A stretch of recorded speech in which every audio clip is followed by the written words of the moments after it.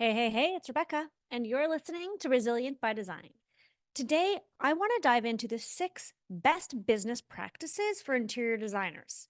These are the practices that I have learned over the years that made the biggest difference in growing my interior design firm. Some of them might be a little bit controversial, so hang with me and I'm going to explain why I've picked them. But if you are running a design firm or just considering launching an interior design business, this episode is for you.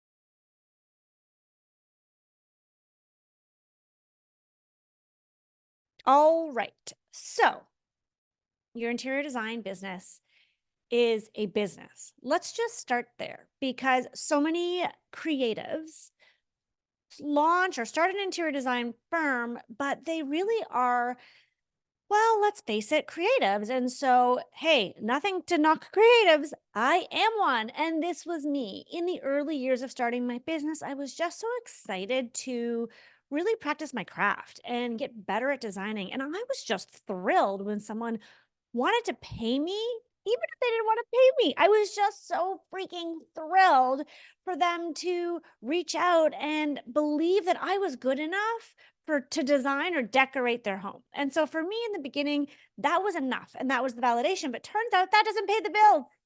Ha! Spoiler alert. I started having children. I was like, "Oh, wow, yeah, no, I need to make some money." I needed to stop treating it like a hobby. Even though it was a business, I wasn't treating it like a business. And I needed to really turn around and start treating it like a business. And so that's where I began to do the deep work and take business courses, work with coaches. And I started to uncover aspects of running a business that I didn't realize were holding me back. So these were practices that I was doing. And I didn't even know that, wow, I shouldn't be doing it this way. Or, I mean, as soon as I would learn something and I tried it and it worked, I'm like, oh my gosh, why haven't I been doing it this way all along? So, this episode is for you guys. I'm going to give you 6. There are more than 6. I really had a hard time narrowing it down. I'm not going to lie. I do share all of this and more inside Power of Process, which is why it's so powerful inside that course, because process really was the big game changer for me once I got structured in my business and how I ran it and I set boundaries. Um, Things really started to take off. But for the purposes of today's solo podcast recording, I'm going to narrow it down to 6. And as you're listening, feel free to write these down if you're not driving. But as you're listening, I just want you to think about, is this something that you're already doing?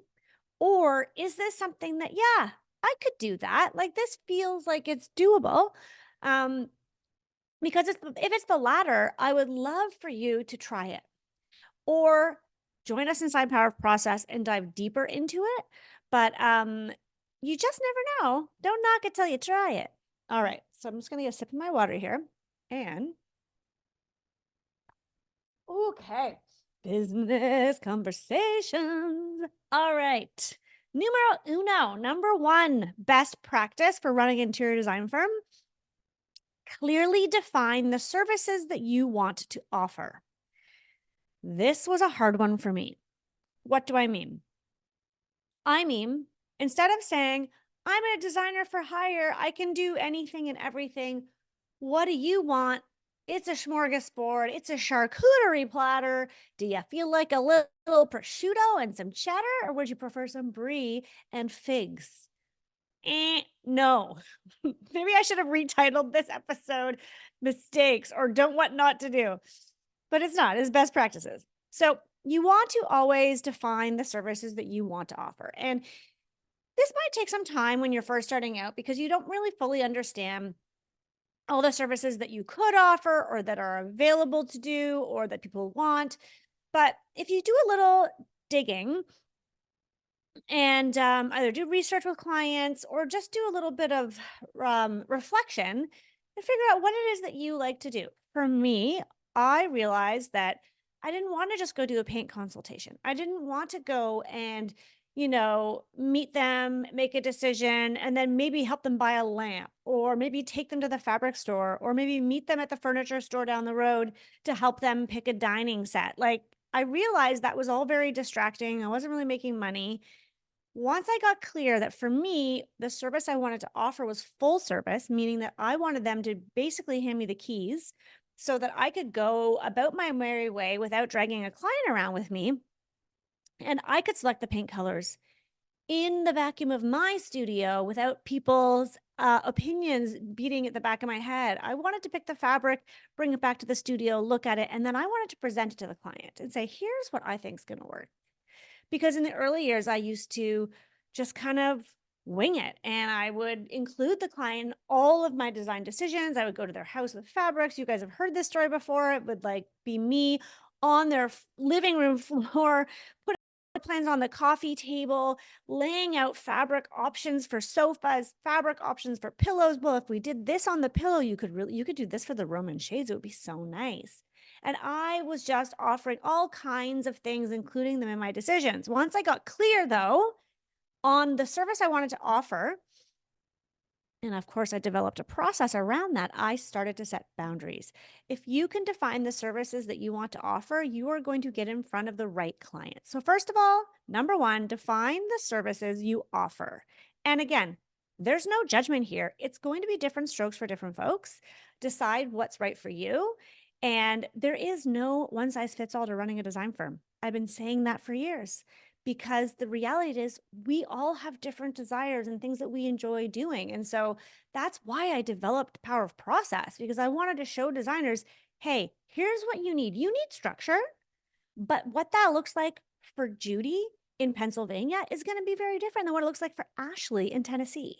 So that's where you want to get clear on the service. Okay, number two.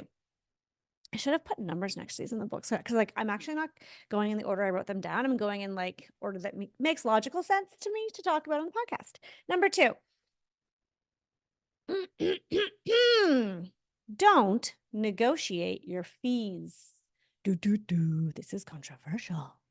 Hey, if you love a great negotiation and you like to barter and bargain and frick, go for it.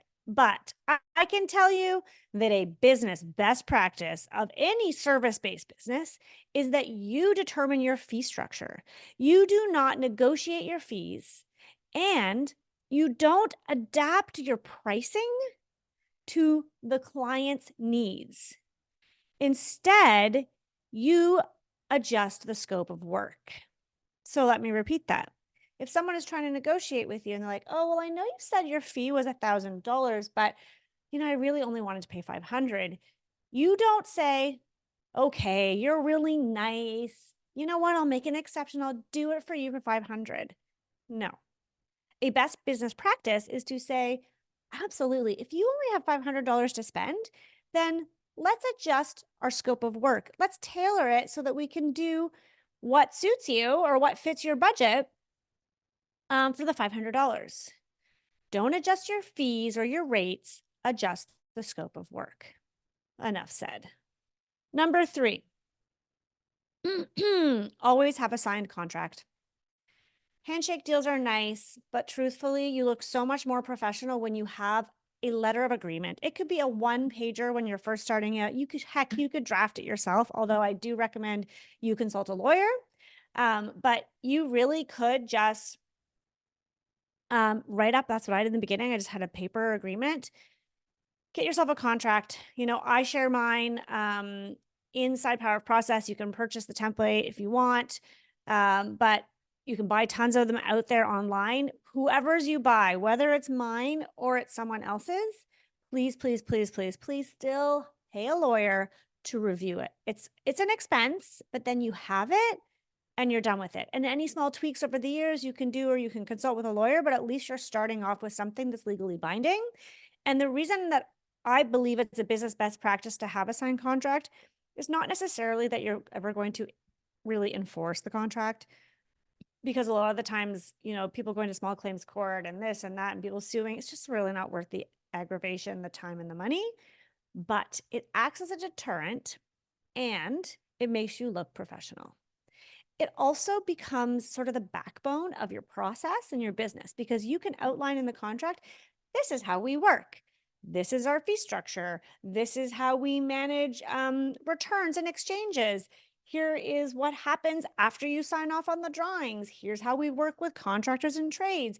Here's like what's warranted and what's not. Like all of that information is in your contract. It forces you to look it over with your client, and it just makes you look more professional. So get yourself a contract.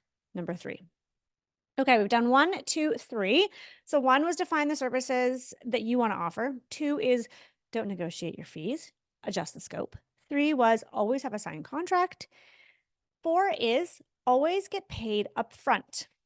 Again, this one's a little controversial in the sense that some people like to take a deposit, and that's fine, as long as you're getting money up front, because there's nothing worse than saying, yep, let's go, or the client signs the contract but hasn't sent you a check yet, and you start doing the work. Maybe you even have an assistant working for you or a team, and they start doing the work. And guess what? If that client just decides not to pay you or go forward, you still have to pay the people who did the work for you. So make sure you always take money up front and that it's enough to cover whatever amount of work that you plan to start doing. I personally like to collect interior design fees 100% upfront before the project has started. Let me tell you a cautionary tale. I had a client that I didn't want to do fixed fee for because it was a very different scope of work. I'd never done anything like this, very big scale. So I said, we'll do hourly. I took a retainer, and the retainer I figured would cover like maybe 1.5 months of work. I really didn't know, maybe a month, maybe more. We get into the project, we're going, things are great, they're slow to pay. And then shoot, what happens? They don't pay an invoice, but we keep working because we are acting in good faith. We want to get the project through. They've been pushing us on timeline. Another month passes by and another month passes by. We still aren't getting paid, and we're following up and following up and following up. We're getting all kinds of excuses. At that point, I had to say to my team, this is a really hard decision, but we're not going to work. We're stopping work on this project. I'm now out of pocket for 3 months of my team's time. And I had a team at this time, like several people, some on payroll, some on contract. And I never saw the money from that client. So I paid out of my business to these beautiful people who worked for me, but I never got paid. Always collect money up front. That's number 4. Okay. Number 5, I believe, this is my personal opinion, that you should not offer the client too many options. Here's why. I believe a best business practice is to put your best foot forward and share the design selections that you think are the best fit for the space, given all the parameters. I believe it's a mistake to show too many options because it's confusing to the client. And believe me, I have done this. It's not only confusing to the client, but it can be confusing to you. How challenging is it sometimes to start a design project because you're so excited and like, oh my God, I could go that way. Do I want to go like neutral? Oh, but it would be so nice if we did like a dark, moody, da da da. And your mind is like the creative, you're racing and like, oh, I could do this, I could do that. At some point, you need to be like, Rebecca, get your crap together, figure it out. What's the direction, and let's go. And with practice, this gets easier. But things really shifted for me, like in a massive way. Once I got my 7 steps down and I was doing presentations, and I was really doing presentations well, which means I was making all those selections up front before showing the client. I went into my first presentation like that with everything selected. And I remember thinking, oh my God, holy bleep. What if they don't like anything I've picked? I mean, I only got so much information from them, and there were so many wallpaper options for their bedroom. It could have been this, that. And I presented an entire 3-bedroom condo, full decorating project on the table. And the whole time I'm thinking, I've never done this before with only one option. And I had backups in a drawer just in case. And once we were done, the client said, "We loved everything." I was freaking floored. Like, how is that even possible? But what I realized is that as a designer, I know there's limitless options. I want to see the options. But the client hiring me was just so grateful and satisfied that they had hired a professional to make it look beautiful. And guess what? It was beautiful. And the project turned out amazingly. Did we tweak a couple things here and there? Absolutely. But it was such a game changer to just present one option. Okay, if you're more comfortable doing two, fine, but just be clear that if you're doing two options for everything, you're essentially doing two designs. So you should be getting paid double. Just some food for thought. All right, that was number 5. Oh, shoot, guys, I have more than 6 on this paper. What am I supposed to do? Ooh, maybe I'll just do a bonus. Okay. Number 6. Ready for this? Always get samples before you place an order. This might seem obvious, but I can't even tell you how many times I tried to cut corners because I just wanted to move things forward. Oh, guys, you know what? We'll be fine. That wood stain looks pretty brown on the computer screen. Even the other day, I had the kitchen company take pictures of, we had given them cabinet samples and we wanted them to match the color. And so they took the samples, which I don't usually give out my samples. So I'm like, these are the only ones I have. And they made their strike offs. And then they took pictures of them and sent them in an email to myself and the client. They're like, "Here you go for approval. What do you think?" And I was like, nah, I'm like, "These photos look wonderful. However, I need to see the physical samples before I will sign off." And the client was like, "Well, let's get this done quickly because we don't want this to delay the project." It would have been so easy for me to say, "It looks good enough." I've learned in my years of experience, good enough is never good enough. So they couriered the samples to me, and guess what? They were perfect. But what if it wasn't? This is your chance. Sometimes it feels like you are slowing things down. Don't let that phase you. Don't let the client's need to move forward, get things done, pressure you into cutting corners. The best example of this is placing a CFA. And if you don't know what it is, I've definitely done an episode about this. Oh man, it was probably a few years ago. I got a lot of people talking about it because a lot of designers and decorators didn't even know what this was. Nor did I when I started. So like, don't sweat it if you've never heard of this. But when you go to order fabrics, before you place the order for the fabric, most, not all, but most fabric houses will let you place, or some require it, a CFA. A CFA is a cutting for approval. And what that means is they will cut a little square, and it really depends where you're getting it from. The bigger square is a bit better, like a few inches, like 4 by 2 inches or what have you, from the bolt of fabric that they are reserving for you. So maybe you need like 26 yards for a sofa. You order a CFA and they will ship that in just in an envelope with a little piece of paper to your office, to your home, to wherever you are. You look at that then because you want to make sure that the dye lot, that is the variation in color and tonality and threads in that specific lot, that specific group of fabric, those bolts that you have reserved, does that match that sample, that memo sample that you got from the showroom?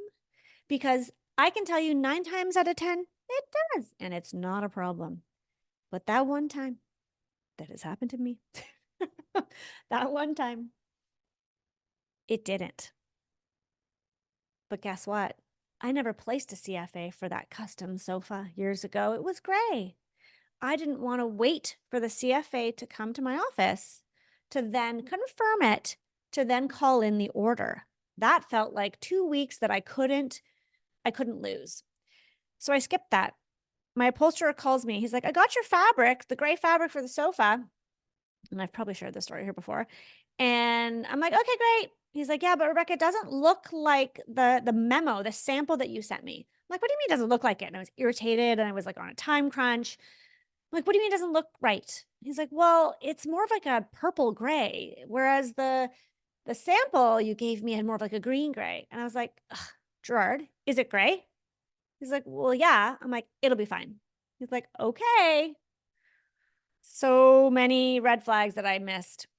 They make the sofa, and the day it's delivered, it doesn't match anything.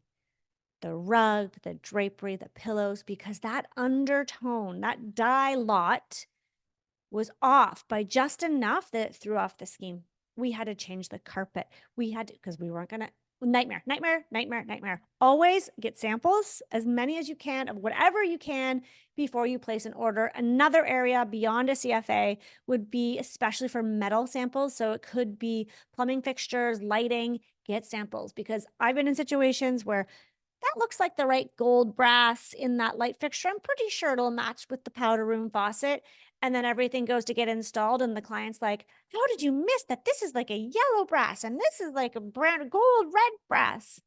Please, please, please take your time to get the samples. Okay, that's tip number 6. But because I couldn't stop writing them on my paper, I'm going to give you a bonus. Where is it?